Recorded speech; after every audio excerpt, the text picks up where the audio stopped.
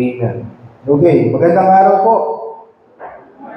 So, madali naman po sana tayo naka-adjust sa ating bagong schedule kasi 10 o'clock na. Ayan. So, I am glad na makita po kayong lahat dito at handa na mag-aral ng salita ng Panginoon. And so, let us continue yung ating pong pag-aaral dito po sa ating topic na Pray Like Jesus, na kung saan last time ay tinalakay po natin yung example ni Jesus Christ sa pagdating sa pananalangin. Na doon ay itinuturo niya sa atin na anuman yung ating gagawin o yung ating kakaharapin, ay magtiwala lang tayo sa Panginoon. We must rely and depend on God. At yun ay pinakita ng Panginoong Yesus sa ilang instances sa buhay niya na sa kanyang ministry, sa kanyang decision making, sa kanyang pagharap sa mga suffering, ay siya po ay nananalangin. Pinagkakatiwala niya sa Diyos yung kanyang mga kakaharapin. At tayo din, bilang mga Kristiyano, nararapat din na tayo po ay sumusunod doon sa magandang halimbawa na ipinakita ng ating Panginoong Hesus. Dahil nga po ulit yung ating tema? Jesus is our perfect model for ministry. Now, dako po tayo doon sa pangalawa na atin pong tatalakayin, na kung saan last time, ito po yung ating tinalakay, yung example ni Jesus sa prayer. Now, dito naman po tayo sa second, Jesus teaching about prayer. Ayan. So, Jesus teaching about prayer. At ito po yung dalawang points na ating pag-aaralan dito po sa pagtuturo ni Jesus patungkol sa panalangin. Alam natin si Jesus Christ, sa second point natin, hindi lang po siya basta nagpakita na magandang halimbawa kung gaano kahalaga yung panalangin sa buhay natin bilang mga mananampalataya. Kundi nagturo din po siya. He devote much time in teaching about prayer doon po sa kanyang mga disciple. Kaya sabi nga natin last time na hindi secondary ang prayer kay Jesus. Ito ay hindi optional ang prayer kay Jesus. Ito po yung top priority niya sa bawat umaga, sa bawat paggising ng ating Panginoon Hesus. Dapat ay siya po ay nakapanalangin sa Diyos Ama. And dito masasabi po natin na grabe yung wisdom ni Jesus. Sapagkat alam niya na hindi biro yung ating journey sa ating pong spiritual life. Na pwedeng marami po tayong pagdaanan na kung anong maaaring magpahirap sa atin at hindi po natin ito kakayanin ng mag-isa, yung ating spiritual journey. Na kinakailangan natin ng matibay na makakasama at yun ay walang iba kundi ang ating Panginoong Diyos, na kung saan siya po ay nakakausap natin sa pamamagitan ng panalangin. Kaya talakayin po natin kung ano po ba yung tinuro ni Jesus patungkol sa prayer. Now again, meron po tayong dalawang points dito. Yung teaching niya sa Sermon on the Mount at yung kanyang teaching patungkol sa bold prayer. Ayan. So, simulan po natin dito sa Sermon on the Mount. Yung kanyang pagtuturo doon sa Sermon on the Mount. At familiar naman po tayo, na mula chapter 5 hanggang chapter 7, yan po yung tinatawag nating Sermon on the Mount. Ako saan nag-preach si Jesus, nagturo siya patungkol sa mga kautusan at iba pang mga bagay patungkol sa mga dapat ipamuhay ng isang mananampalataya. Now let us open our Bible sa Matthew chapter 6, verse 9 to 13.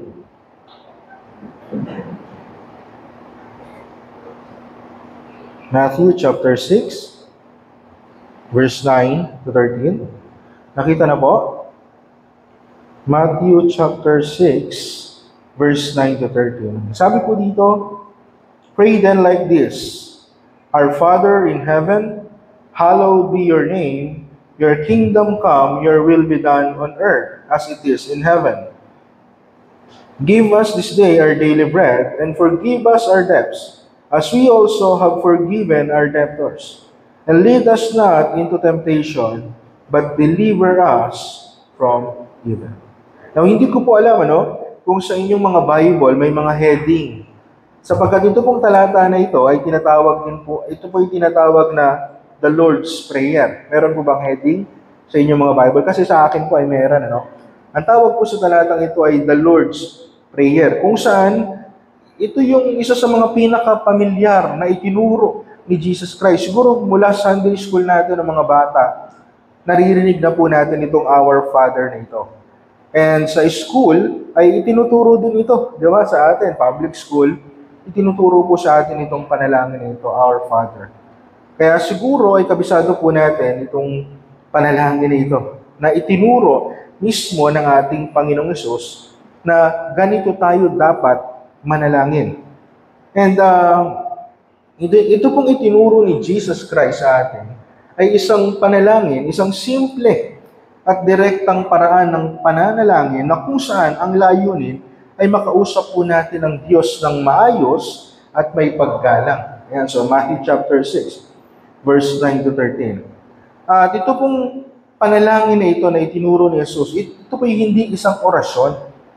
Okay, hindi po ito isang orasyon na kailangan po nating ulit-ulitin.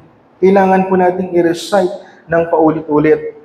Dahil hindi po yun kinalulugdan ng Diyos ayon po sa previous verses na kung saan sinabi ni Jesus Christ na huwag nating gayahin yung iba pagdating sa kanilang paulit-ulit na pananalangin.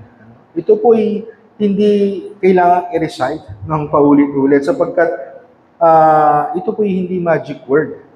Na kapag nasabi mo, na ipanalangin mo ay okay na. Okay? Hindi po siya magic word. Hindi po, ito po yung itinuturo ni Jesus pagdating sa pananalangin, ito po ay magsisilbing gabay sa ating mga Kristiyano sa kung paano po natin i-approach ang ating Diyos. This prayer models the attitudes that should guide our prayer. Ito po ay gabay sa kung paano po tayong mananalangin. Dahil bagamat tayo ay nananalangin, bago kumain, bago umalis ng bahay, bago mag-take ng exam. Ito pong pananalangin na itinuturo sa atin ng Panginoon ay sa kung paano natin dapat i-approach ang ating Panginoong Diyos. Kaya nga siya model prayer. Tinatawag din po itong model prayer or pattern pagdating sa pananalangin. At meron na tayong ilang mga narinig na preaching or mga nabasang mga articles na kung saan merong acronym patungkol dyan sa Lord Prayer. Now, ano po ba yung nilalaman ng aral na ito ni Jesus patungkol sa pananalangin? Now, i-focus nyo lang ang inyong mga, pwede nyo i-highlight yung prayer na yan. So, liit pala, Ako po yung gumawa ng PowerPoint. Liit. Yan. Pero, babasahin ko po siya. Ituturo ko na lang siya na ito. Ayan. So, number 1 na makikita natin dito sa Lord's Prayer na ito is yung relationship. Ang sabi diyan, Our Father in Heaven. Tama? Sa ibang translation, Our Father who art in heaven. So, malinaw na tinutukoy dito, yung ating Ama. Ito ay nagpapakita ng ating pong relasyon sa Diyos. Na tinuturo ni Jesus na bagamat siya'y kataas-taasang Diyos, tayo bilang mga anak ng Diyos sa pamamagitan ng ating pananampalataya kay Kristo, we must recognize our God bilang Ama. Bilang Father. Na makita natin yung ating relasyon sa Kanya na tayo'y anak niya at siya ang ating Ama. Sa pamamagitan nito, ni Jesus, ng ating pananampalataya kay Jesus. Isang Ama na umiibig at handang magbigay ng magagandang mga kaloob sa kaniyang mga anak. Sabi nga sa Matthew chapter 7 verse 11, If you then who are evil know how to give good gifts to your children, how much more will your Father who is in heaven give good things to those who ask Him. So sa ating pananalangin, bilang anak ng Diyos, if you claim, na ikaw ay anak ng Diyos, You must address God as your Father. Na iniibig niya na ipagkaloob sa iyo yung iyong hinihiling, ang iyong panalangin. And since Jesus taught that in prayer, we have to speak to our Father in heaven, okay? Our Father in heaven, ibig sabihin, hindi lang yung relasyon natin bilang anak yung kailangan nating ma-recognize, kundi yung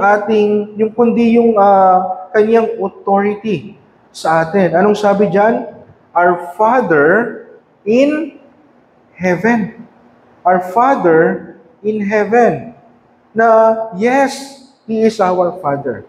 Pero tandaan natin na itong ating Father na ating pinapanalanginan, He is in heaven. He has all the authority over us. Hindi siya kagaya sa atin, sa mga earthly fathers, kasi gusto natin yung anak natin, kabanding natin, katropa-tropa lang ng turing sa atin, ano? Kaya nga kung minsan yung tawag sa akin ng aking anak, taba, taba. Okay lang, si tatay, banding yan eh. Pero dito, makikita natin na kailangan din nating ma-recognize yung authority ng ating Father. For He is in heaven. Kaya sa ating pananalangin, mga kapatid, kailangan alam natin kung ano po yung ating relasyon sa ating Diyos upang maging buo at tapat, maging tapat tayo sa ating pakikipag-usap sa Kanya. It matters, nakaka-apekto kapag alam mo kung ano yung relasyon mo sa kausap mo. Tama? Iba, kapag malapit ka sa kausap mo, iba kapag ang kausap mo ay stranger. Mas nagiging tapat ka, mas nagiging honest ka sa iyong pakikipag-usap sa mga taong mas malapit sa iyo. Ganon din sa Diyos. If we recognize our relationship sa ating Panginoon, mas nagiging buo at tapat tayo pagdating sa pakikipag-usap sa Kanya. Amen? Pangalawa, yung respect. Ang sabi diyan, hallowed be. Our Father in heaven, hallowed be your name. Mga kapatid, hindi po hallowed yung pangalan ni Jesus. Hindi po hallowed yung pangalan ng Diyos. Pag sinabing hallowed, pakabanalin. Igalang, irespeto, bigyan ng reverence. Yes, God is a loving Father, pero kailangan din nating tandaan na yung ating Diyos, siya po ay banal. Ibig sabihin, perpekto, walang bahid ng kasalanan, maliwanag. Kaya nga, ultimong si Prophet Isaiah, na di hamak na mas godly kesa sa atin, nakita niya yung kabanalan ng Diyos. Na-recognize siya yung kanyang sarili. Na-acknowledge siya yung kanyang sarili bilang makasalanan. Ganoon po tayo dapat nasisilaw sa kabanalan ng Diyos. Na hindi lang siya basta kung sino yung ating kausap. Na pagdating sa pananalangin, hindi siya isang genie o kung sino mang alipin natin kung makapag-utos tayo at kung makapaghiling. Tandaan natin, ang ating Diyos na ating pinapanalanginan, siya po ay Diyos na banal. Ibig sabihin, kinakailangan po natin igalang, bigyan ng mataas na respeto. Igalang natin yung pangalan ng Diyos. Hallowed be your name. Huwag tayong maging over-familiar sa Kanya. Natatawagin natin siya ng kung ano-anong gusto nating itawag sa Kanya. Yes, He is our friend, He is our protector, He is our Redeemer. Pero, again, you need to know who God is. He is holy. Kaya sa ating pakikipag-usap sa Kanya, nararapat lamang na mayroong pagrespeto at mataas na paggalang. Kaya huwag tayong mananalangin, tapos i-address natin ang ating Diyos Ama na bro, Lords. Huwag kang mananalangin, tapos ganun mo siya i-address. Bro, Lords. Lalong malupit kapag ang prayer mo magsisimula sa Pre, kamusta ka na? May nananalangin bang ganun sa atin? Bro, Ito nga pala yung aking mga kahilingan. Wag. Respetuhin naman natin ang pangalan ng Diyos. Sa mga Hudyo nga, kinakailangan pa nilang maligo at linisin yung kanilang sarili bago nila isulat yung pangalan ng Diyos. Dahil sobrang banal nito. Tapos tayo sa bagong henerasyon, kung ano-ano yung itinatawag natin sa Kanya, kalapastanganan yun. Kaya di ba meron tayong mga napapanood na pelikula, ganun yung pagtawag, sobrang close, that is over familiarity. Nawawalan ng galang sa pangalan ng Diyos. Kaya sa pananalangin, ito po ay tinuturo ng Panginoong Hesus. Bigyan natin ng galang ang pangalan ng Diyos.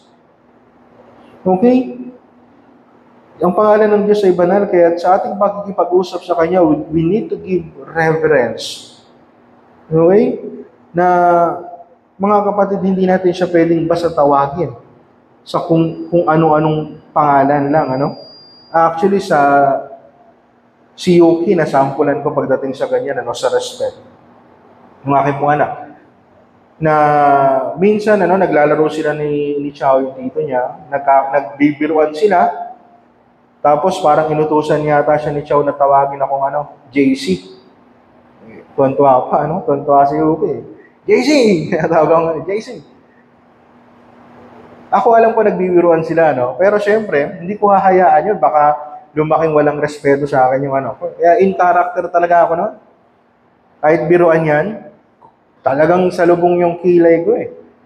Tapos sabi ko sa kanya, anong tawag mo sa akin? Siyempre, ganun yung mukha. Kailangan seryoso ka, Para mapahatid mo sa kanya na hindi niya ako dapat tawagin na parang magkasing edad lang kami. Diba? Anong tawag mo sa akin? Sino ako? Diba? Daddy mo ako eh. Diba? Tama ba yan? Ayan ang tawag mo sa akin? Diba? Hindi mo ba nire-respeto si daddy? Seryoso. Seryoso, pastor, Iyak eh. Iyak si Yuki. Bakit? Alam niya na hindi tama eh.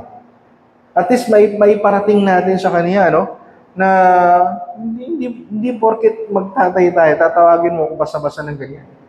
Tawagin mo ako bilang mag-daddy, bilang daddy mo. Yan, Daddy JC. Tawagin ka ba naman JC?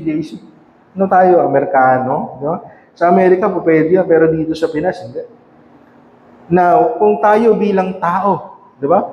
Gusto natin na nire-respeto tayo ng mga anak natin, how much more ang Diyos? He is more worthy of respect. Tama? Dahil siya ay Diyos na hindi lang basta nilikha niya tayo, He is a holy God. Kaya nga sabi sa Ecclesiastes chapter 5 verse 2, huwag kang pabigla-bigla sa panalangin. Isipin mo munang mabuti ang ipapangako mo sa Kanya, sapagkat nasa langit siya at ikaw ay nasa lupa. Mag-ingat ka sa pagsasalita. Ecclesiastes chapter 5 verse 2. Ibig sabihin mga kapatid, sa ating pong pananalangin, huwag masyadong pasmado yung ating bibig. Na parang sa ating pakikipag-usap sa Kanya, parang hindi mo nakilala kung sino yung kausap mo. Hello? Siya po ay Diyos. Siya po ay kataas-taasang Diyos at siya ay Diyos sa banal. Kaya wag masyadong bara-bara pagdating sa pakikipag-usap sa Diyos. Lagi po nating tatandaan na ang ating Diyos ay banal at nararapat po siya sa ating paggalang. He is worthy of our respect and honor. Amen po? At yun po yung nilalaman ng panalangin na itinuturo ni Jesus. Our Father in heaven, hallowed be your name. Pangatlo, submission. Okay? Ewan ko, nababasa niyo ito eh. Sabi diyan, your kingdom come, your will be done on earth as it is in heaven. Now dito, nais po ni Jesus na magpasakop tayo sa authority ng Ama. Na hindi porket nagpaalam ka, papayagan ka na. Di ba? Yun kasi yung sa atin eh. Yun yung akala ng ating mga anak. Pag nagpaalam, papayagan. Pero hindi. Kailangan magpasakop tayo doon sa authority ng Ama. Kaya nga, tandaan po natin na kung ano po yung kalooban ng Diyos, yan po yung masusunod. Yan po yung magaganap.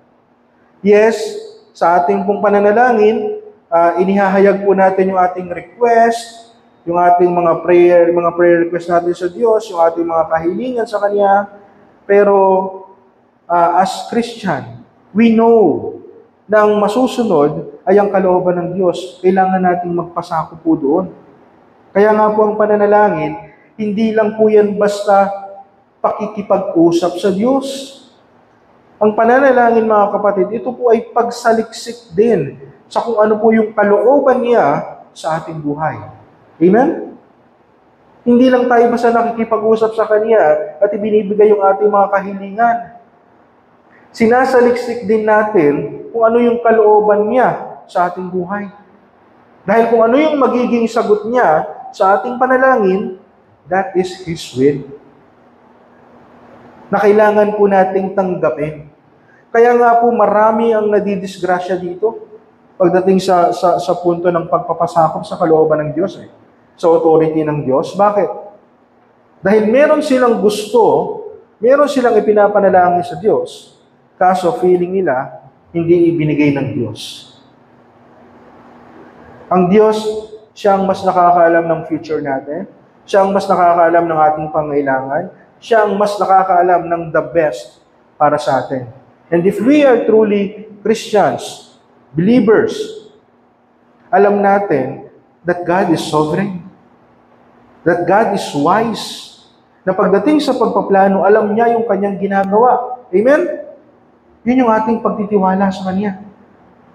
Kaya nga tayo ay nagpapasakop sa Kanyang authority at sa Kanyang kalooban, sapagkat alam natin, ang Diyos, alam niya yung Kanyang ginagawa. At yan po yung tinuturo ni Jesus. Thy will be done on earth.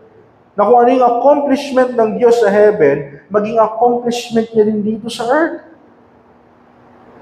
Ito ay dahil sa nasusunod yung Kanyang kalooban. Kaya bilang mananampalataya, kung tayo po ay tunay na mananampalataya, ang tanging hangad po natin ay maganap ang kalooban ng Diyos sa ating buhay. Amen po? Kaya ang ganda ng tinuturo ni Jesus dito sa Lord's Prayer. Pang-apat, provision. Okay? Provision. Now dito po ay malinaw. Sabi diyan, give us this day our daily bread. Now dito po ay malinaw na tinuturo ni Jesus na sa ating pong pananalangin, tayo po ay dapat na magtiwala na kaya ng Diyos i-provide yung ating mga pangangailangan sa araw-araw. Every day, meron tayong needs. Meron tayong tinatawag na basic necessities. At isa doon ay pagkain. Yung iba, nagda-diet sila, nagpa-fasting sila, hindi sila kumakain ng 24 hours. Yung iba naman, meron sila tinatawag na intermittent fasting. Pero hindi natin ma-deny na kinakailangan ng ating katawan ng pagkain sa araw-araw. At yung pagkain natin sa araw-araw, mga kapatid, ang sinasabi ni Jesus, kayang i-provide ng Diyos. That's why, when we pray, we are trusting God, Lord, I know you can provide my needs. Nagtitiwala ako sa iyo.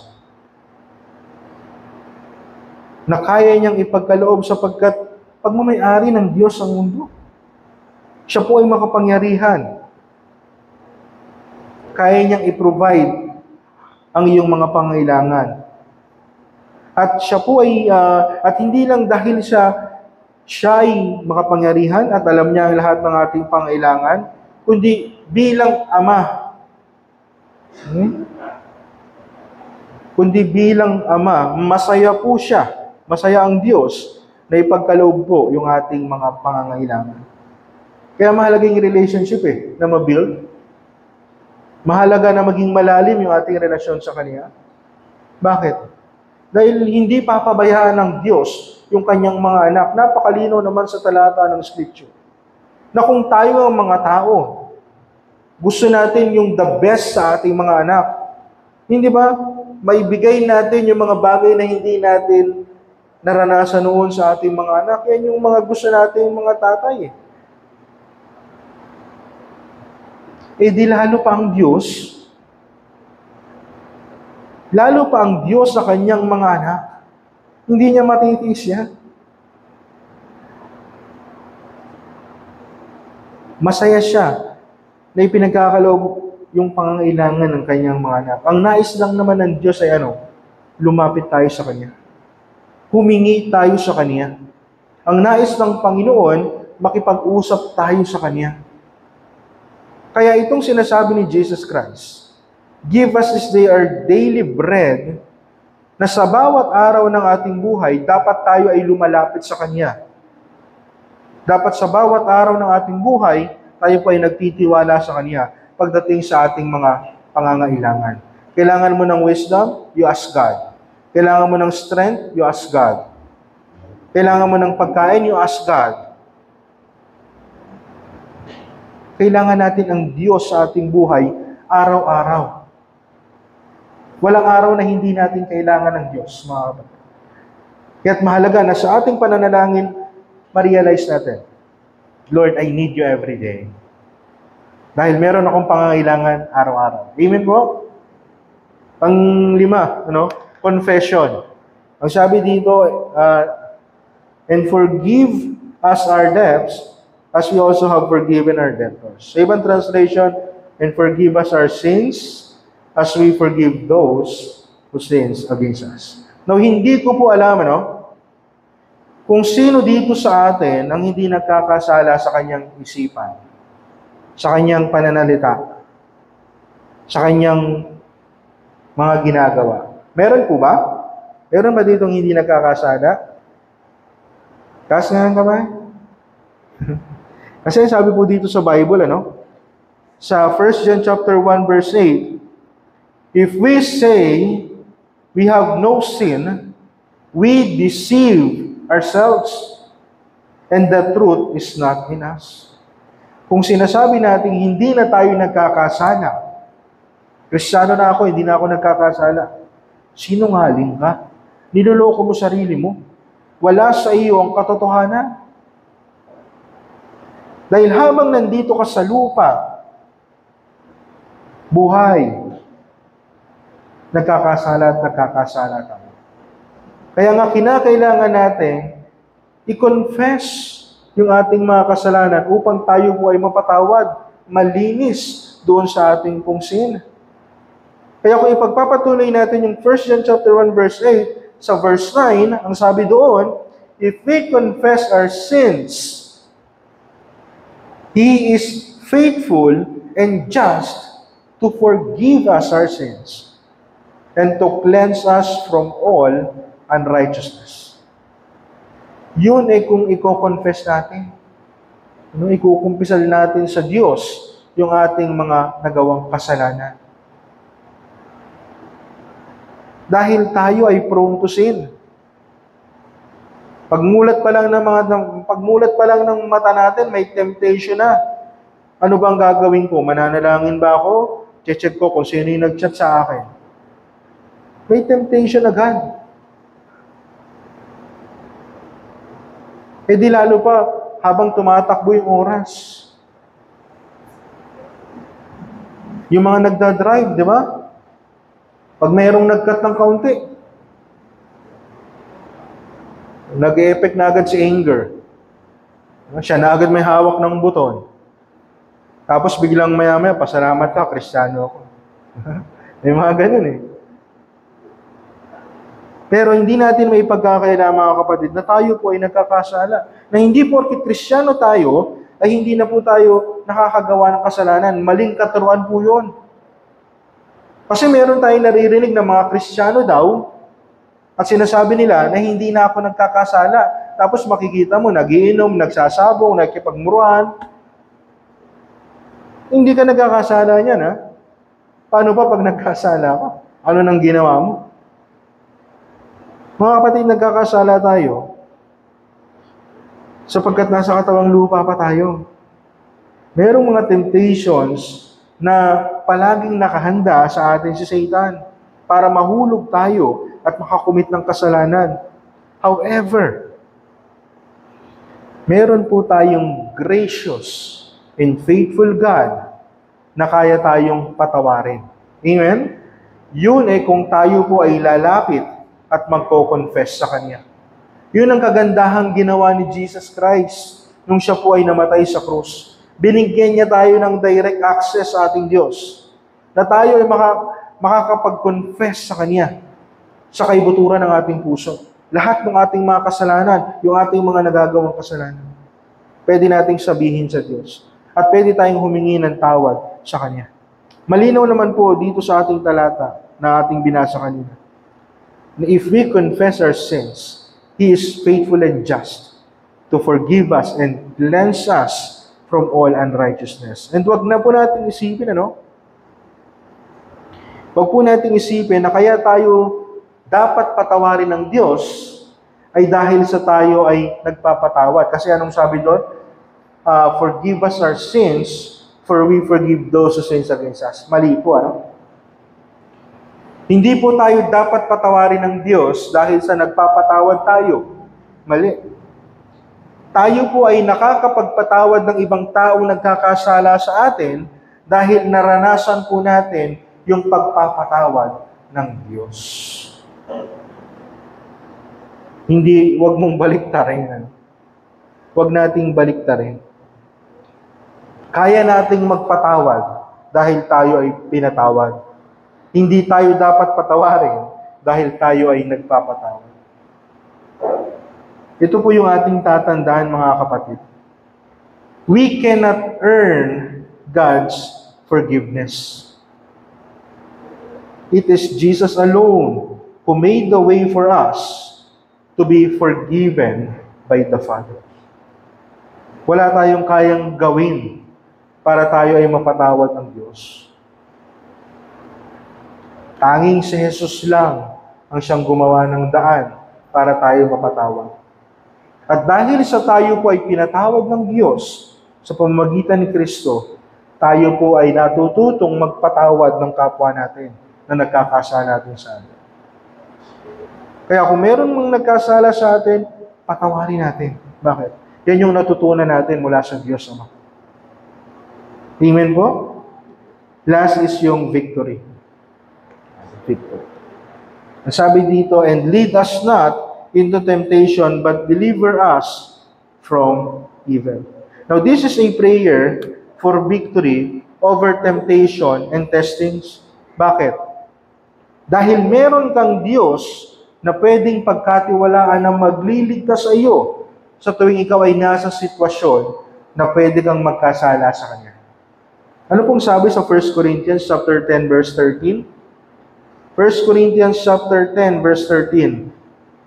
No temptation has overtaken you that is not common to man.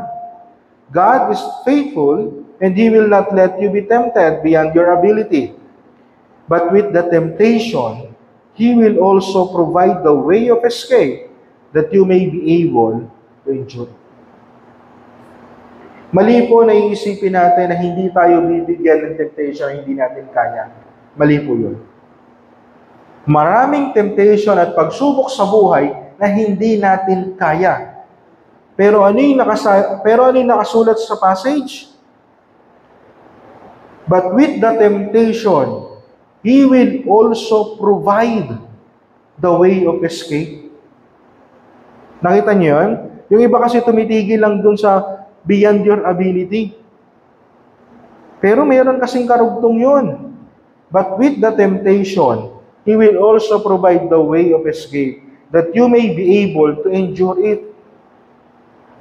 Sino ang gagawa ng paraan para malagpasan mo yung iyong temptation at pagsubok? Ang Diyos. Na kaya natin kayang lampasan yung anumang temptation na dumarating sa buhay natin, it is because we trust God to make a way of escape doon sa temptation na yun. Kaya itong sinasabi ni Apostle Paul, hindi niya sinasabi na hindi tayo bibigyan ng Diyos ng pagsubok na hindi natin kaya lampasan, no? Sa mga pagsubok na hindi natin kayang lampasan, meron tayong Diyos na mapagkakatiwalaan na magliligtas sa atin doon sa mga pagsubok na yun. Kaya nga ito po ay panalangin ng katagumpayan. Lead us not into temptation,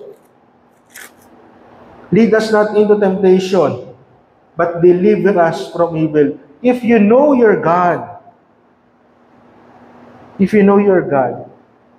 alam mo na sa bawat temptation at pagsubok mo sa buhay, meron kang Diyos na kayang mag-provide ng daan upang makalagpas ka dyan sa pagsubok na yan. Amen? Kaya ito po ay victory.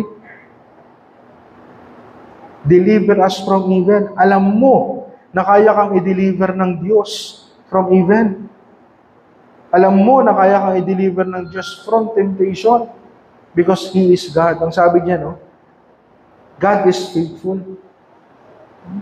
Tapat siya doon sa tapat siya sa mga nagtitiwala sa Kanya. Kaya pagdating sa mga temptation sa ating buhay, we must trust God. At yun yung sinasabi, at yun yung tinuturo ni Jesus dito sa Lord's Prayer. We need to trust God for who He is. Sino siya? Siya ay ating Ama, siya ay Diyos na banal.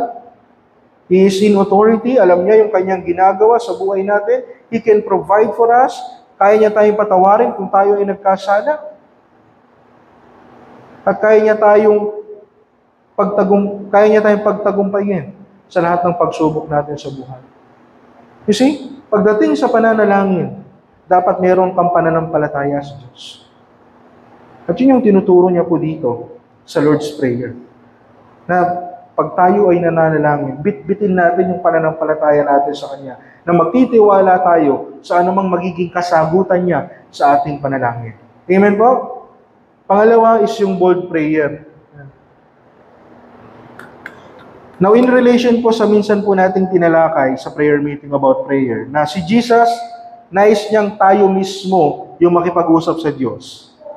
Nais niyang lumapit tayo with confidence at maging tapat sa ating pananalangin. Bakit? Dahil hindi naman madamot ang Diyos eh. Ano? Mahal niya yung kanyang mga anak. Kaya sinisigurado ni Jesus na sasagutin ng Ama yung ating mga panalangin. Subalit kung minsan, mga kapatid, pakiramdam natin, parang may delay. Parang may delay dun sa sagot ng Diyos. Lord, parang ang tagal na. Ang tagal ko nang pinagpe-pray to, hindi mo pa rin ipinagkakaloob. Okay? Now, isipin nyo, kung talagang gusto ng Diyos na sagutin tayo sa ating mga panalangin, bakit niya pa pinapatagal?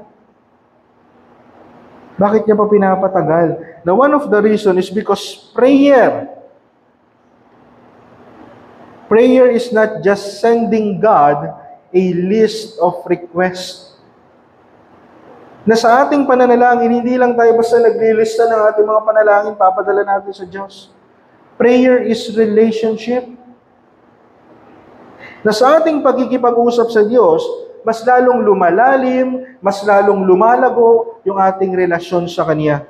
The more we pray, the more we desire God sa ating buhay. Kaya nga sabi po dito ni Philip Yancey, nababasa niyo po ba? Prayer is not about asking. Sabay-sabay nga tayo para malaman ko kung nababasa niyo. Ready? Begin. Prayer is not about asking for things and getting what we want. Prayer is about asking for God and getting what we need. Ganda pakinggan, Ang panalangin daw, hindi ito yung nag-ask tayo, makukuha natin kung ano yung gusto natin. But we ask for God sa buhay natin. At may pagkakaloob sa atin yung ating mga pangailangan. Gaya nga po ng sinasabi ni Paul, sa 1 Thessalonians chapter 5 verse 17, pray without ceasing. Yung napaka-exing verse na yun, pray without ceasing. Si Jesus, He is commanding us to keep on asking, seeking, and knocking. Now, sabi dito sa Luke chapter 11, Sayin natin, Luke chapter 11, verse 9. Sabi ni Jesus, and I tell you, ask, and it will be given to you. Seek, and you will find. Knock, and it will be open to you. Katono lang din ito yung sinasabi ni Paul sa 1 Corinthians na pray without ceasing. Ito yung version ni Jesus Christ. He is commanding us to keep on asking, to keep on seeking, to keep on knocking. Lahat yan naka-present tense. Ibig sabihin, we must continue itong mga bagay na ito. Na sa pamamagitan ng ating panalangin, ay mas maging intimate po yung ating relasyon sa Diyos. Now, if you look at Luke chapter 18, sa Luke chapter 18, meron po ditong dalawang parable na magkasunod patungkol sa prayer na itinuturo si Jesus. Okay? Yung parable ng persistent prayer at saka nung humble prayer. Kung maalala nyo sa storya, yung isang widow na kung saan paulit-ulit siyang lumalapit doon sa isang judge na hindi natatakot, walang takot sa Diyos at sa mga tao, pero pinagbigyan siya sa kakakulit niya. At yung pangalawa is yung humble prayer ng tax collector compare doon sa prayer ng isang Pharisee. Sino yung mas dininig ng Diyos? Yung panalangin ng humble. Yung panalangin ng tax collector, sapagkat ito po ay may pagpapakumbaba. Na itong dalawang parable na ito, mga kapatid, ay nagtuturo sa atin na manalangin lang tayo. Lumapit lang tayo sa Diyos ng may pagpapakumbaba dahil makakaasa tayo ng kasagutan. Makakaasa tayo ng kasagutan sa Kanya. And take note, mga kapatid. Take note. God is not answering our prayers because we deserve it. God is not answering our prayers because we deserve it. He is not answering our prayers because of who we are and what we did, but because of who He is. Gets natin? Hindi tayo sinasagot ng Diyos dahil sa kung sino tayo, anak tayo ng Diyos, at deserve natin na sagutin tayo. No. Sinasagot ng Diyos yung ating panalangin dahil sa kung sino siya. Sino ba ang ating Diyos? Our God is gracious and loving to answer our prayers even though we do not deserve it. God is gracious enough to answer our prayers kahit na hindi po natin deserve yung sagot na yun. Kaya, ang ganda ng song natin kanina, Amazing Grace. Sobrang amazing talaga ng grace ng Panginoon. Dahil sa grace ng Panginoon, nagkaroon tayo ng kaligtasan, nagkaroon tayo ng kapatawaran sa ating mga kasalanan, at pag-asa sa buhay. Na meron tayong inaantay na pagbabalik ng ating Panginoong Hesus. At magiging maayos ang lahat. Yun yung ating pag-asa. Yun yung ating confidence. Kaya tayo ay nagpapatuloy sa paglilingkod at pananalangin sa Diyos. Kaya bilang mananampalataya, we pray like Jesus. Sa pamamagitan ng halimbawa na ipinakita niya sa atin at sa kanyang itinuturo sa kanyang mga disciples, dapat tayong manalangin na kagaya ni Kristo. Dahil ito po yung ating tatandaan, yung prayer sa buhay ng isang Kristiyano, we must remember this thing. Christ-like people are people of prayer. Na kung ikaw ay isang tunay na Kristiyano, ikaw ay isang tunay na mananampalataya, ikaw ay dapat nananalangin. Hindi yan dapat option sa iyo, dahil hindi yan option kay Jesus. Tandaan natin, He is our perfect model. In our life, in our ministry, our goal is to be like Christ. And if your goal is to be like Christ, tandaan mo that Christ-like people are people of prayer. Kaya habang tayo po ay lumalago sa ating Christian life, mga kapatid, we must develop yung ating prayer life. Alam ko, dito sa Makati, sa city, napakahirap humanap ng oras at pagkakataon na magkakaroon tayo ng oras para manalangin sa Kanya ng taimtim. But make time and develop your prayer life. Nang sa ganon, ay makausap natin ang Diyos. I-train natin yung ating mga sarili na manalangin sa Kanya. Upang mas maging malapit tayo sa Kanya. Mas maging vocal, mas maging honest tayo pagdating sa pananalangin. Kaya kung titignan ninyo yung mga panalangin sa Old Testament, ng mga tao talagang sumasampalataya sa Kanya, parang sobrang demanding ng mga to Parang ginagawa nilang tagasunod nila si Jesus at tagasunod nila ang Diyos Pero hindi. Ganoon sila kalapit sa Lord. Ganoon ka-close yung kanilang relationship. Kaya ganoon sila manalangin sa Diyos. Na parang nag-uutos, na parang paghiling, dapat sundin agad, no? Ganoon sila kalapit sa Diyos. Na alam nila kung paanong mananalangin sa Kanya.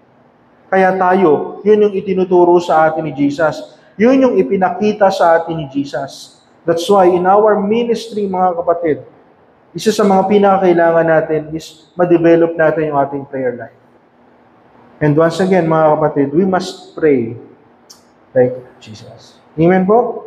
Tayo po ay manalangin. Salamat o Diyos sa iyong patuloy na pagkilos sa aming buhay. Salamat sa isang magandang halimbawa na ipinakita mo sa amin. Kung gaano kahalaga ang prayer sa buhay ng isang mananampalataya. Na sa bawat araw ng aming buhay, kami po ay sumasampalataya at nagtitiwala sa inyo, Diyos.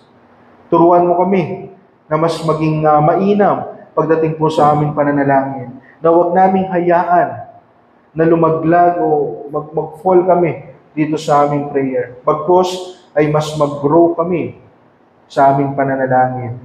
Na mas ma-enjoy namin ang oras sa tuwing kinakausap ka namin, aming Diyos Ama. Na mas masabi namin sa iyo ng buo yung nilalaman ng aming mga puso.